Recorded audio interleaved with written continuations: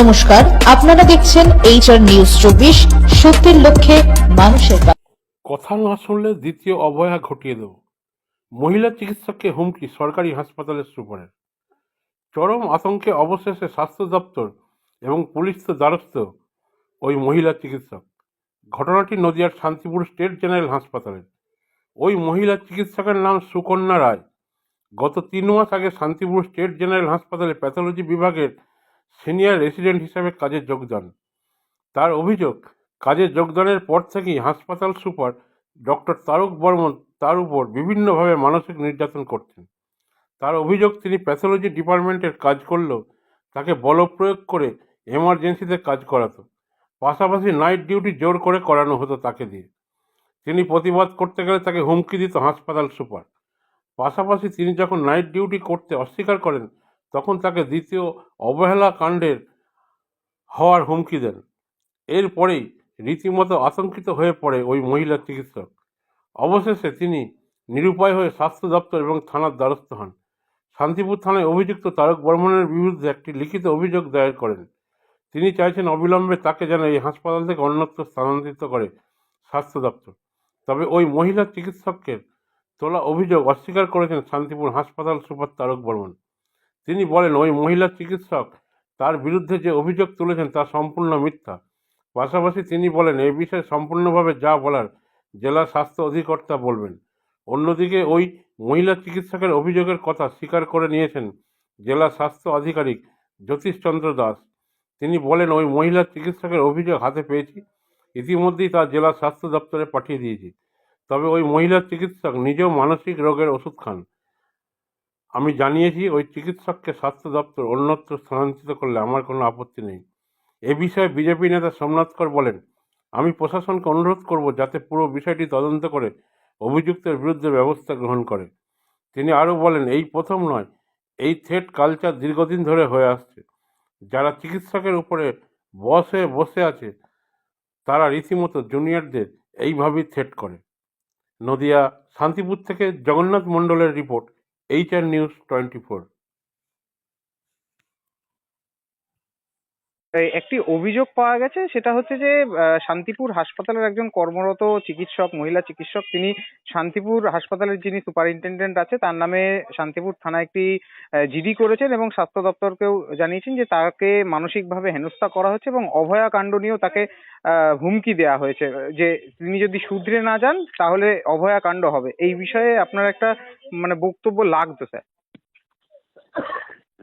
বক্তব্যটা হচ্ছে যে আমিও সেই কমপ্লেনটা সকালবেলায় আজকে 5টা আওয়ারে পেয়েছি এবং আমি সঙ্গে সঙ্গে স্বাস্থ্য ভবনে জানিয়েছি এবং একটা এনকোয়ারি কমিটিও করে দিয়েছি যে এই ব্যাপারটা। কিন্তু সুপারকে আমি পার্সোনালি জিজ্ঞেস করেছিলাম, ও বলছে না, আমার সঙ্গে তো মুখোমুখি কোনো দেখাই হয়নি স্যার।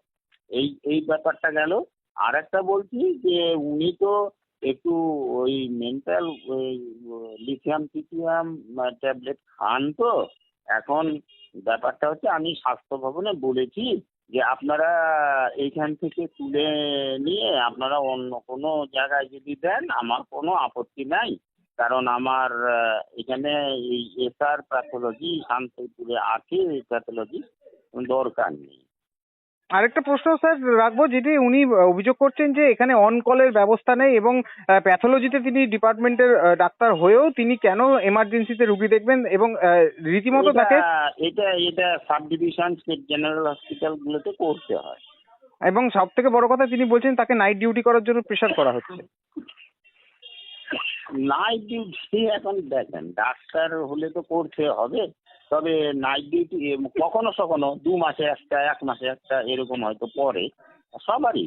শুধু উনি SR বলে নন, সব জায়গায় এটা করতে হয়। ডিস্ট্রিক্ট হসপিটালের এরাও করে।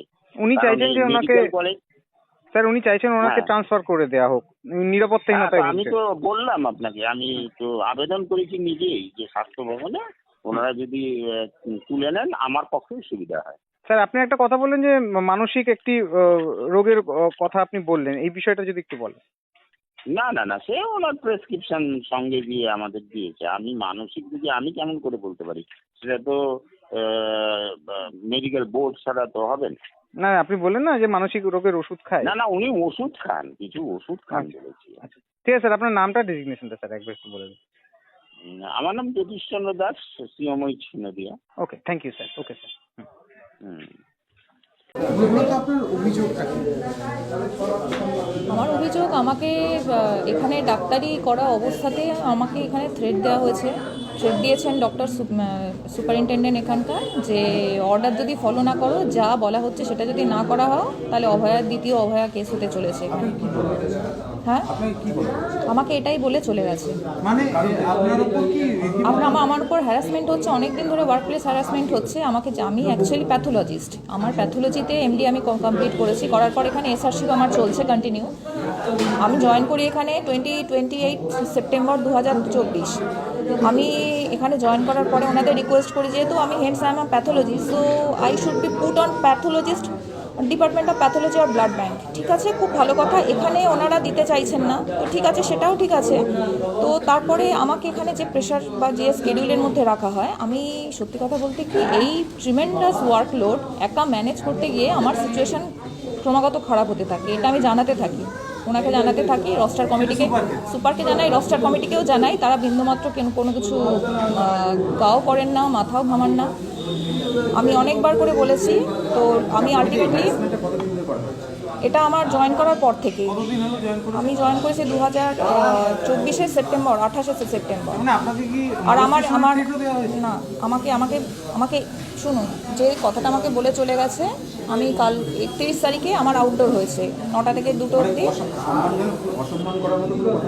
অবশ্যই 9টা থেকে, সকাল 9টা থেকে, আমি বলছি এক্সাক্ট সিনিয়রিটি হচ্ছে সকাল 9টা থেকে 2টো অবধি আউটডোর চলেছে। আর 2টো থেকে তারপর 5টা অবধি কন্টিনিউয়াসলি এমার্জেন্সি সিঙ্গেল হ্যান্ডেড করেছি। এখানে কোনো অনকল সিস্টেম কেউ রাখেনি।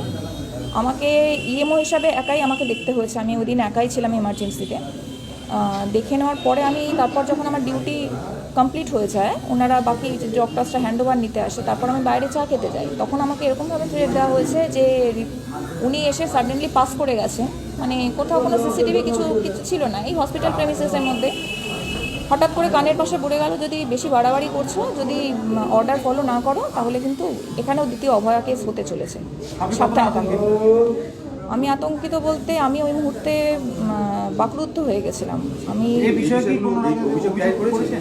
অবশ্যই করেছি, আমি জানিয়েছিলাম থানায়, আমি একটা লিখিত আমি করেছি, অভিযোগ করেছি, শান্তিপুর থানায় করেছি। নিরাপত্তা, ভয়ঙ্করভাবে নিরাপত্তাহীনতায় ভুগছি। আমার এখানে ওয়ার্ক প্লেস হ্যারাসমেন্ট এখানে কন্টিনিউ হয়ে যাচ্ছে। রস্টার কমিটিকে জানিয়েছিলাম, কেউ কোনো ভ্রুক্ষেপ কিছু করেনি, চলেই যাচ্ছে।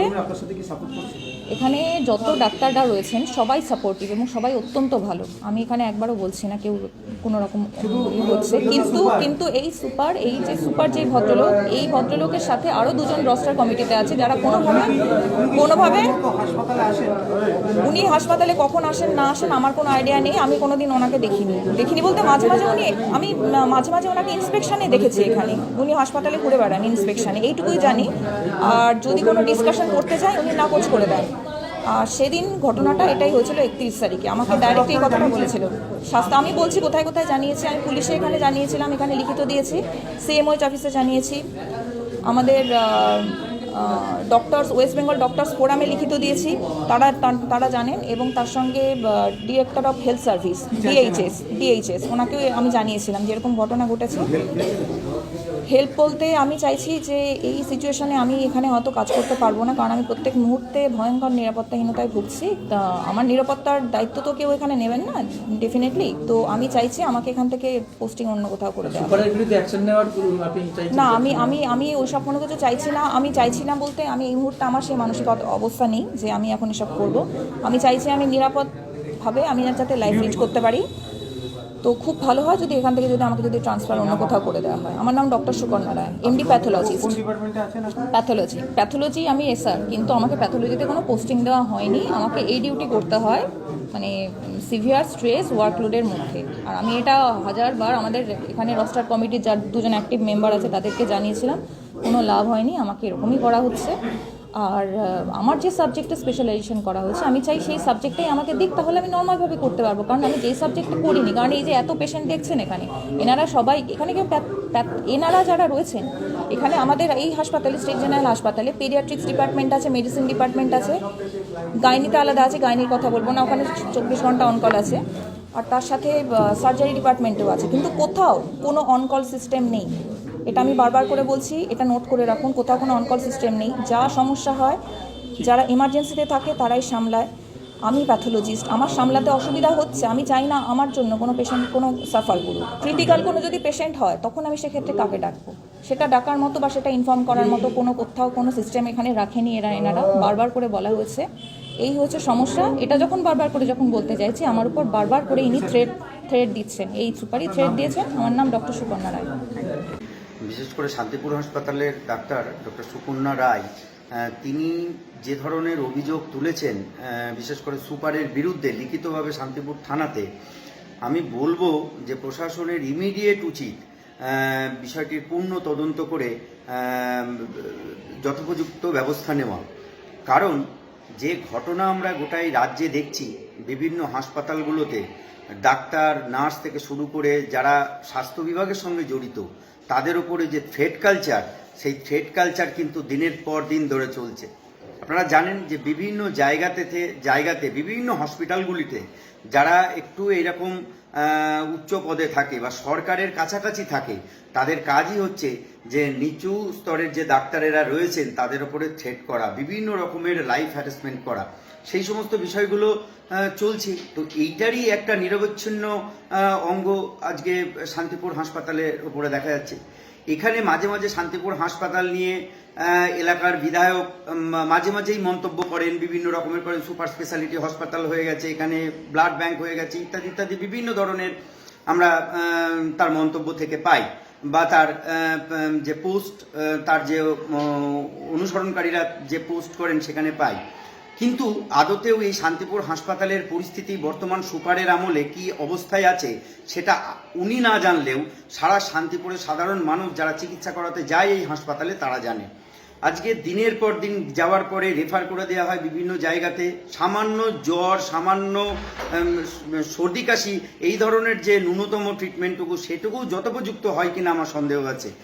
সবথেকে বড় কথা হচ্ছে যে কিছুদিন আগেই যে অভয়াকাণ্ড ঘটে গেছে আপনারা দেখেছেন, সেই ধরনের থ্রেটিং পর্যন্ত তাকে করা হয়েছে। তিনি তার লিখিত যে বয়ান তাতে তিনি দাবি করেছেন। আমার মনে হয় যে বর্তমান যে প্রশাসন চলছে, বর্তমান যে রাজ্যে যে প্রশাসন চলছে, সেই প্রশাসনের আমলে যথেষ্ট পরিমাণে সাধারণ মানুষ থেকে শুরু করে বিশেষ করে স্বাস্থ্যকর্মী, ডাক্তারেরা যথেষ্ট ভয়ে আছে। এমতো অবস্থায় তাদের নিরাপত্তা সুনিশ্চিত করতে হবে প্রশাসনকে। তাদের তৃণমূলের যে দলদাস সেইখান থেকে বেরিয়ে এসে ইমিডিয়েট এই বিরুদ্ধে ব্যবস্থা নিতে হবে, এবং যদি সেক্ষেত্রে সুপার দোষী প্রমাণিত হয় আমার মতে তাকে ইমিডিয়েট যথোপযুক্ত তার শাস্তিযোগ্য ব্যবস্থা নিতে হবে। ডক্টর সোমনাথ কর, মুখপাত্র, নদিয়া দক্ষিণ সাংগঠনিক জেলা বিজেপি।